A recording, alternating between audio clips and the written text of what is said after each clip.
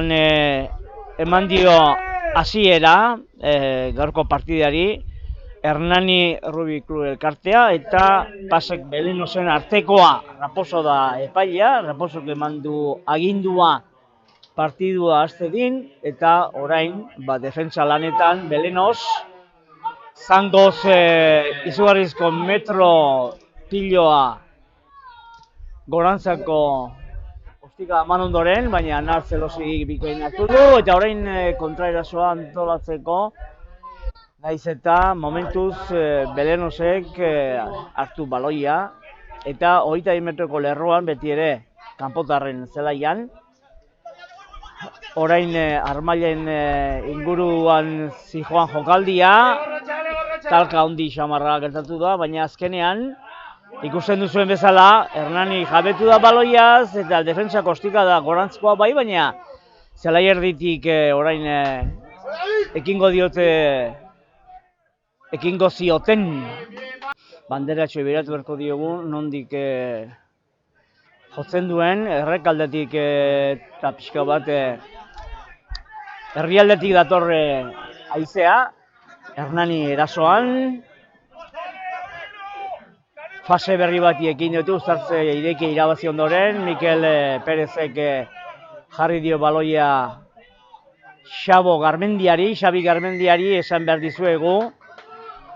Zer egiten duen Nartzelosegi jaurtiketa horretan, zigor kolpearen ondoko jaurtiketan, eta ongi bideratu du, eta 11:25 irabazi zuen Hernanik.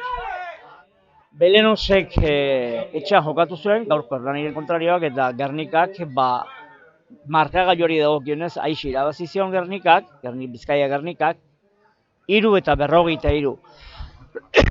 Eta beste hirugarren norgehiagoka, 6 talde direlako fase honetan ariko direnak, edo ari direnak, dihardutenak, eta hain justu Gaztedik 24 eta 40 irabazi zion Ourenseri. Zigor eta gauzatu du erraz, erditik metrola izango delako uztartze bildu hori, eta hagen aurre xamarrean gizarekin izten dira hirugarren lerrokoekin, eta baita tartea bilatu ere, jokaldia ipagarria, landua eta ensegua. Ez jaso, orain pentsatze dut, jokoari ekingo diotela, eskura, zuzen ere Iker Carbajok bikain hautsi du defentsa, metro asko egin ditu, berriro Iker Carbajok baloia, eta laguntza garrantzitsua baita olako jokaldietan, baina azkenen erori zai Hernaniarrei, baina ez dakit epaileak nonbait ez du hori ikusi, eta Hernani jarraitzen du jokoan, erasoan, ensegu lerrutik oso hurbil, eskuinera eskubira, Mikel Perezek luze, Nartzelosegi sartu da, tartekatu da, eta Aimar Gorrotxategik egingo duen segua. Aimar Gorrotxategik egingo duen segua, baina niri ere iruditu zait, Belenosek 29, beraberako 25, eta Hernanik etxean galdu egin zuen Bizkaia Gernikaren kontra 12 eta 28. 10. jardunaldian, Hernanik 15 eta 11 irabazi zion beraberari, eta Bizkaia Gernikak 16 eta 7 Ourenseri. Eta 11. jardunaldian, Hernanik 19 eta 23 irabazi zion Ourenseri. Pixka bat, lehen postuan nahiko finkatuta. Eta Belenos, 3. postuan. Hernanik momentu honetan lortu ditu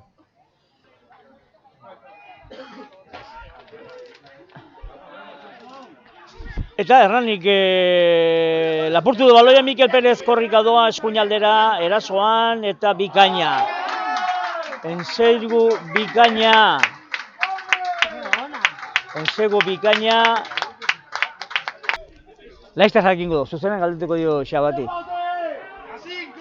Xabat. Ensegu egiteko puntuan da Hernani, bado aurrera ensegu lerroraino, baina aurrerain arteko norgehiagoka horretan, zigor kolpea zeinen kontra.